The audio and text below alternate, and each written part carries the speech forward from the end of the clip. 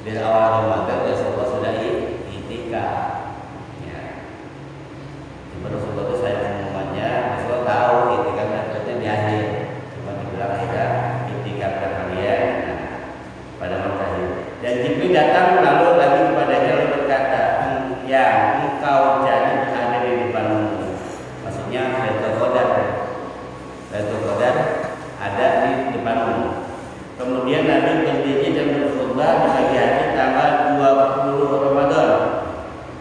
Antara lain beliau bersabda, "Man ya'takafa ma'i falyarji fa inni ra'aitu lailatul qadri wa inni unsituha wa innaha fil 'asri awakhir fi witrin wa inni ra'aitu ka'anni asjudu fi tin wa ma'in." Kata Rasulullah, barang siapa yang telah melakukan i'tikaf bersamaku, hendaklah ia pulang, karena sesungguhnya aku telah melihat malam kemudian atau Lailatul Qadar. Dan sesungguhnya aku telah dibuat lupa terhadapnya. Maksudnya dibuat lupa itu tanggal berapa lupa.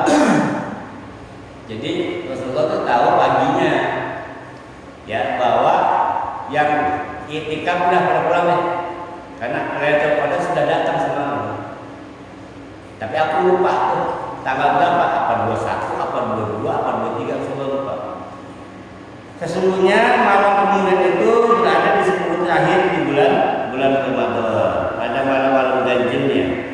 Dan sesungguhnya aku telah bermimpi seakan-akan diriku sedang sujud di tanah dan air karena cuacanya hujan. Kan kalau zaman dulu Rasulullah itu kan mestinya nggak kayak gini, Pak. Masih pakai pelepah korban tuh. Jadi kalau hujan itu air turun. Nah Rasulullah itu ketika sujud, ya ketika i'tikaf itu sampai nempel pasir sini, berbekas. Karena semua pasir, bukannya tanah kayak kita. Maka saya kalau hujan itu Pak, airnya itu ngalir. Kita kan nyerap. Kalau saya nggak ada, maka hujan sebenarnya udah banjir di sana. Bapak kalau lihat Mekah banjir, gampang banjir. Kenapa? Karena semua pasir, bukan tanah. Jadi air itu kagak nyerap ke dalam. Ya itu, supaya Mekah gampang banjir. Nah ketika Rasulullah bangun tidur itu, pas lagi paginya, habis subuh dan masuk hujan. Nah bisikin oleh Jibril dan udah pulang. Ini Lailatul Qadar udah nyampe. Lailatul Qadar tadi di depan matanya, malam ini malam Lailatul Qadar. Dan Rasul lupa tuh tanggal berapanya, pokoknya jelas 10 akhir aja. 10 akhir malam ganjil. Ya, itu. Berdasarkan di sini maka Lailatul Qadar itu ditetapkan sebagai malam yang 10 akhir pada malam-malam ganjil. Nah, dalam hadis lain dari Abu Sa'id bahwa Rasul bersabda, Lailatul Qadri Lailatul Arba'in wa Ashrin. Lailatul Qadar adalah malam 24. Tapi hadis lain pada mengatakan bahwa Lailatul Qadar itu terdapat pada malam 24, jadi malam genap. Jadi ada juga orang yang i'tikafnya itu bukan pada malam ganjil. Makanya jangan aneh ada orang i'tikaf itu selama 10 hari penuh, Pak. Karena memang ada hadis yang mengatakan itu bukan di akhir, di genap. Buktinya hadis ini mengatakan bahwa Lailatul Qadar itu terjadi pada malam ke-24. Ganjil genap. Genap. Jadi tidak selama ganjil. Ahmad mengatakan bahwa telah menceritakan kepada kami Musa bin Daud telah menceritakan kepada kami Abu Laihina dari Bilal bin Rabah mengatakan bahwa Nabi pernah bersabda, Lailatul Qadri Lailatul Arba'in wa Ashrin. Kata Bilal juga. Bilal bin Rabah mengatakan bahwa Lailatul Qadar itu terjadi pada malam 24. Abu Sa'id mengatakan malam 24. Bilal mengatakan malam 24. Jadi Lailatul Qadar itu enggak selamanya ganjil, kadang-kadang datang juga di malam genap.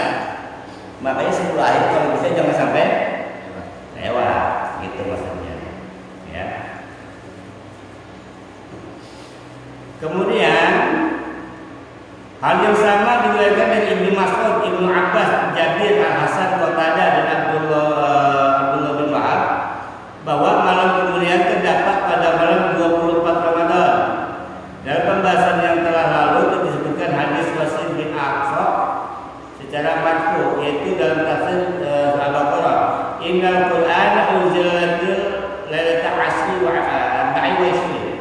Sesungguhnya aturan diturunkan pada malam 24. Baik juga yang mengatakan bahwa hadis itu jatuh pada malam 24.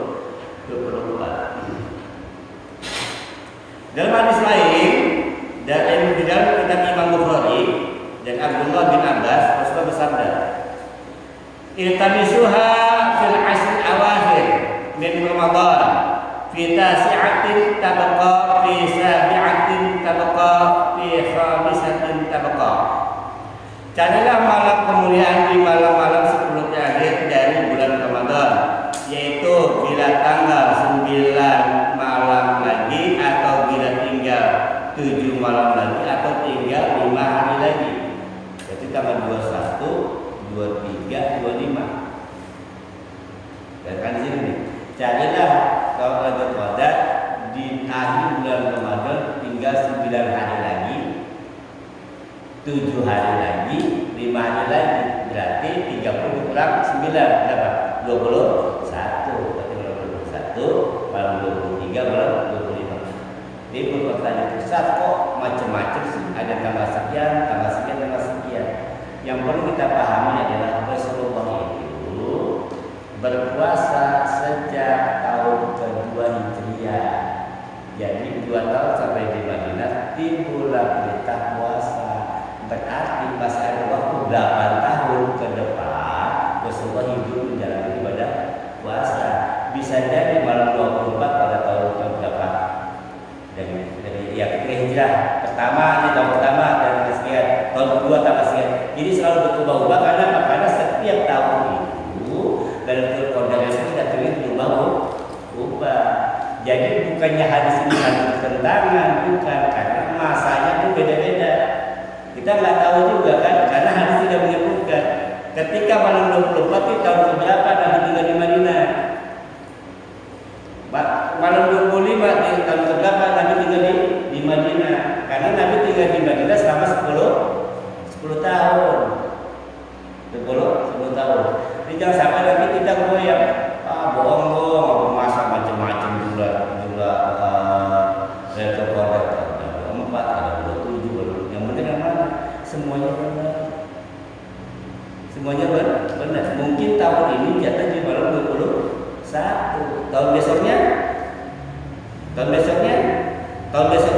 Nah, terus selama 8 tahun Rasulullah tinggal di Madinah, bisa jadi Lailatul Qadar jatuhnya berbeda-beda. Maka hadisnya pun banyak. Paham ya? Jadi intinya begini deh, mau malam berapa kek, mau malam 20 kek, 21, 22, terserah. Kita bukan masalah datangnya kapan, masalahnya adalah pada malam itu kita ngapain, itu aja sebenarnya. Ya, pada malam itu kita ngapain. Nah, yang terpenting kita adalah malam itu kita ibadah, beriktikaf, baca Quran, dan gitu kan. Saya bahas beberapa bulan lalu masalah kondisi malam Qadar. Tapi dia begini Pak, dia adalah bahwa siapapun yang mengerjakan pada malam Qadar, mereka yang ibadah pada Allah, itu pasti akan didatangi oleh mereka, akan diberikan salamun hiya. Salam itu artinya penuh kedamaian, penuh keselamatan. Bisa dikatakan bahwa orang yang mendapatkan salam dari malaikat itu adalah orang yang akan Allah kasihkan kedamaian. Salam itu artinya damai, Pak. Makanya ada orang-orang ketika dia sepuluh akhir Ramadan itu hidupnya tenang, nggak kerasa terus, nggak mikirin kacang, nggak mikirin baju lebaran, nggak mikirin gimana belum punya daging, enggak. Orang yang mendapatkan salam dari malaikat itu orang yang mendapatkan kedamaian, hidupnya tenang aja. Mau punya duit, mau kagak pusing, mau pulang kampung, mau kagak pusing. Ya manusia wajar ada tulisan sedikit itu aja, tapi tidak menjadi sebuah permasalahan besar, biasa aja. Menyambut lebaran Idul Fitri itu tidak dengan gimana, biasa aja. Karena memang sudah di hati kita